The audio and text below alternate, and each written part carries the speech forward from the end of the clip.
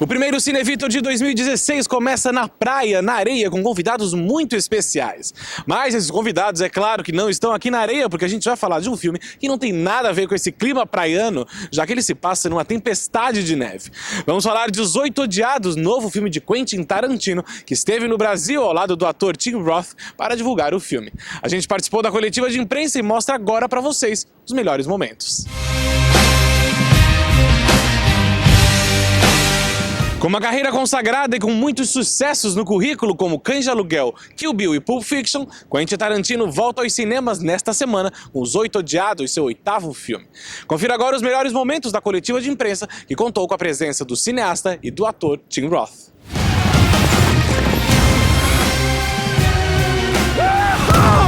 Now we're talking!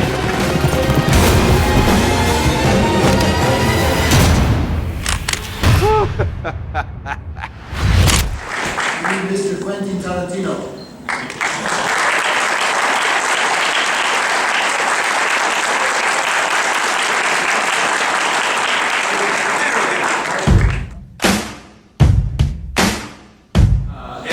It's our honor to be here, and I'm really happy to be here. I haven't been here since '92 when I was at Renata and Leon's São Paulo Film Festival with Reservoir Dogs, but I had such a fantastic time. They took me around and it was so great. I actually thought back in '92 that I would learn Portuguese. All right, not because I thought I'd be able to use it, because I thought the language was so pretty. All right, cut to now, I didn't learn jack shit. All right, you know, but back then when I was a young man, I had dreams, and that was one of them. It was interesting because I'd never worked with an original composer before, but this is the first time I've actually didn't take a bunch of scores from other movies and plug them in. I actually had a composer do a score that pretty much created a mood that be carried through from the film from beginning to end. Well, you know, Morricone is my favorite composer of all time. And I don't just mean movie composer. I mean, I like Morricone more than Beethoven. I like him more than Schubert. He's the best. And so it was an honor. And we've talked about working with each other before, but it never quite worked out. And this one looked like it wasn't going to work out either. And I went to meet him in Rome, and he didn't think he was going to be available to do it. But he mentioned that when he read the script, we had an Italian translation. When he read the script, that he had an idea for a theme. And I go, well, that's very intriguing. Let's go back to this idea that you heard in your head. What did you hear? Well, you know, I heard this thing where it's like a driving theme. It's driving. It's like the stagecoach. It's moving, it's moving, it's moving. And it suggests the violence that will come. Well, that sounded really great to me. And but he didn't know if he was going to be able to do it. And so he thought, oh, look, I think maybe I can at least write this theme for you. So he was going to write the theme, and I figured that was going to be that, and I would do my movie the way I've done all my other ones. But then I saw him the next day, and he goes, Quentin, I'm going to come up with more music for you. I think he sat down to write that theme and got inspired. I didn't really give him any direction on the music. He literally just read the script and then wrote the music that he thought would be right for the mood of the film. And then, but we didn't do it like, I actually did it like I've done my other scores in some way. It wasn't like he wrote music for particular scenes and then scored it to those scenes. He wrote the score and gave it to me to put in however I wanted to use it. So that's how that worked. And you also, you finished the film, but he hadn't seen the film. Yeah, no, he hadn't seen the film, he only read the script. He only read the script. So he wrote just mood music for the film, and then he gave me the score, like the way I'd always used his albums before, and I just used it and fit it in as it went.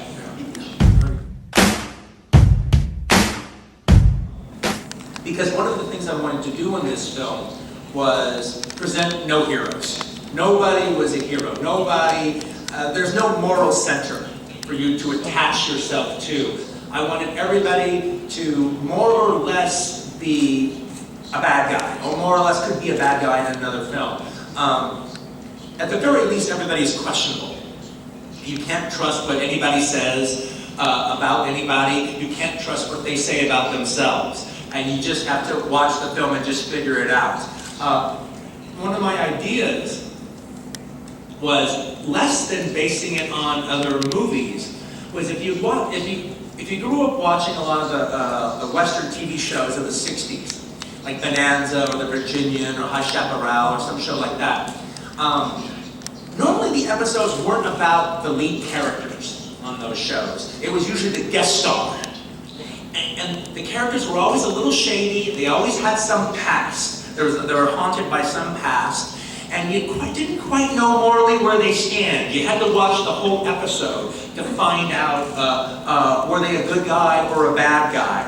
And so I wanted to take a room full of those characters and just have them hash it out, trapped in a log cabin in the middle of the mountain, on top of a mountain in the middle of a blizzard, and just see what happened. As far as Brazilian cinema is concerned, like everybody, I'm a big fan of City of God, but to me, when I think of Brazilian cinema, I think of the show.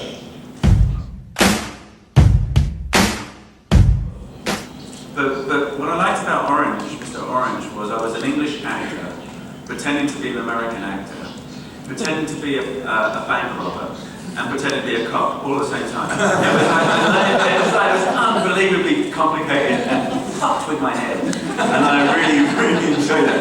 And going with that theme, Oswaldo is not what he appears to be.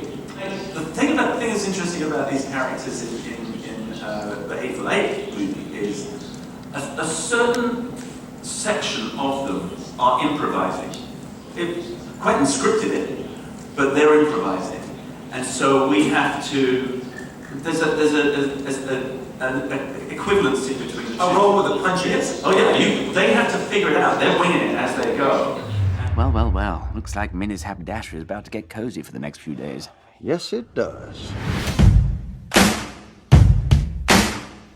I know as time has gone on, I've kind of, I think, developed like a Kubrick type of reputation where each new movie is a new genre. Each new movie is me taking on a new genre in cinema and just seeing how that goes. Not saying it's good, but doing my best. I love Westerns, and I've always wanted to do Westerns. And I actually feel that you need to do 3 Westerns to call yourself a Western director, or else you just dabble in the genre. Well, it just so happens there's an internet parody out there that's based on Kill Bill, and based on the kind of the revenge cycle that I've done in the last few movies. And it's like, what would happen if Tarantino did a gay revenge movie? All right, where they're just killing, fundamentalist preachers and homophobes. And it was hysterical. It was very, very funny. And you could tell that they really knew my movies well. And I wish I could pull out some of the quips that the gay guy would say just before he killed somebody with a samurai sword. I don't have any plans in that area. However, now that you've put that thought in my head.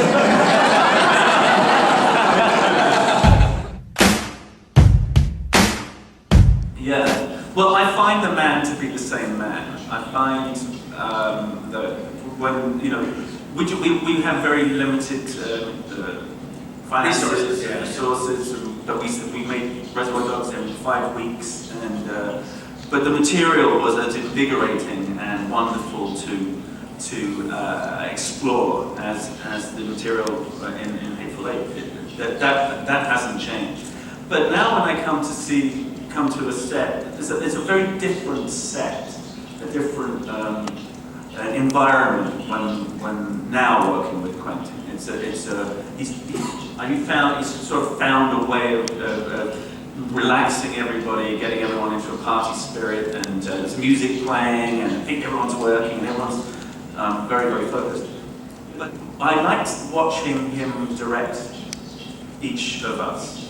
There was because we were in such a confined space, there was something unusual I hadn't seen that Quentin was doing, which was, as the camera was moving towards this particular area of the room, or the next particular I watched Quentin remove his focus from one of the actors and start, even in backchat and joking around, but start to make you feel like you were the center of attention, that all of his attention was on you. It's actually a great show to sit down and watch him work. Since the Kill Bill movies, there has been a move in my script writing, a move more towards the literary. The scripts have become more literary, the dialogue is become a little bit more theatrical, a little bit more poetic. I think it always was, but now it's more almost the point of what I'm trying to do. I could do Hateful Eight on stage, and it would be, I think, a very good play, and I might very well do it on stage. We talked about that a bit. Good or bad, I am more precious about my words than I was in the days of Reservoir Dogs. And I wouldn't cast Tim just to cast Tim, as tempting as that would be. It has to be the right character. That's why when we work together, it's so special. Because it is like, it's the right combination of the character and actor. Having said that, in the case of Hateful Eight, I wanted to work with Tim, so I wrote a character for him. Again, part of the thing about this movie was there was a connection to Reservoir Dogs that can't be denied. And so there was this kind of full circle aspect to it.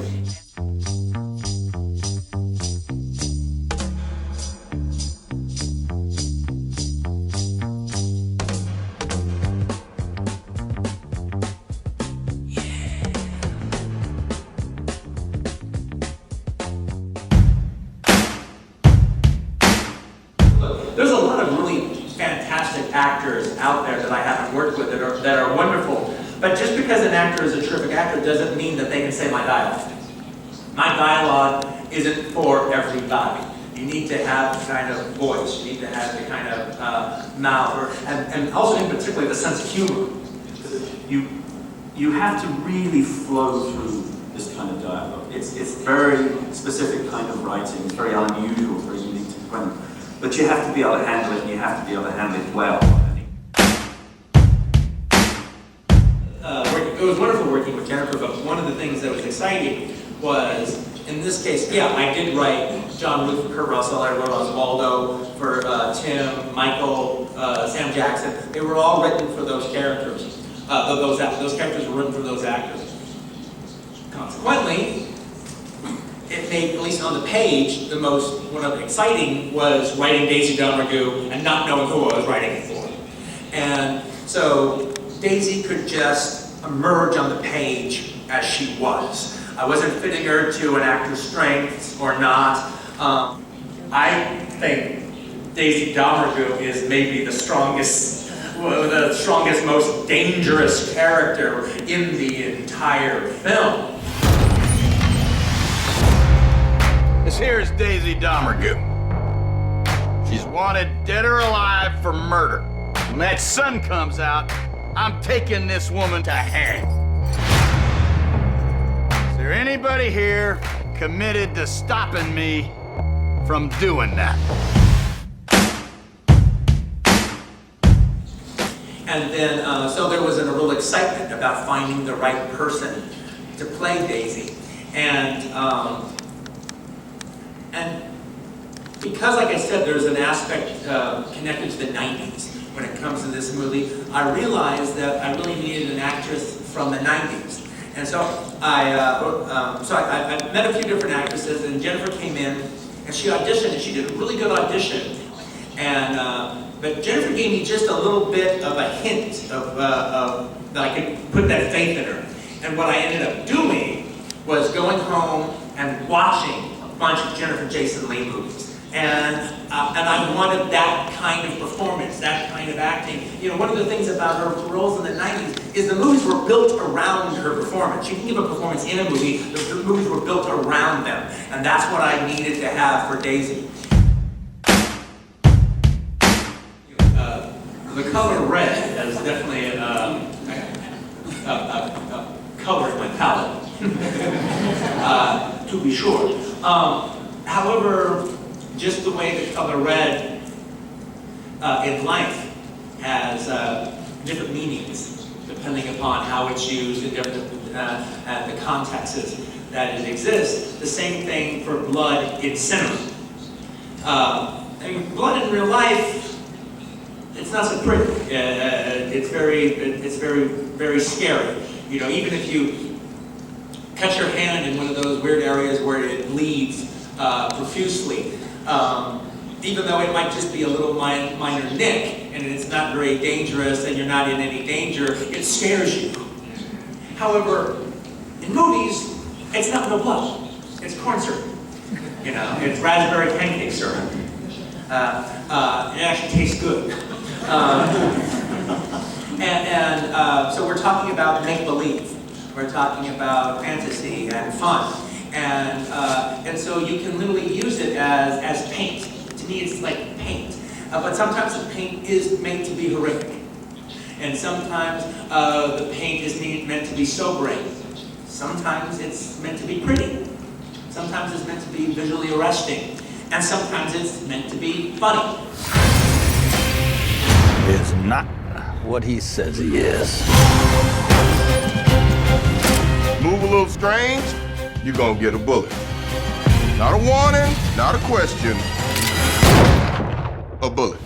E o primeiro CineVitor de 2016 fica por aqui, ainda bem, porque esse vento no cabelo não tá dando mais, entendeu? Tô passando frio que nem o povo do filme do Tarantino. Mas se você quiser ler a crítica de Os Oito Odiados, entre em www.cinevitor.com.br. Semana que vem, a gente volta. Tchau!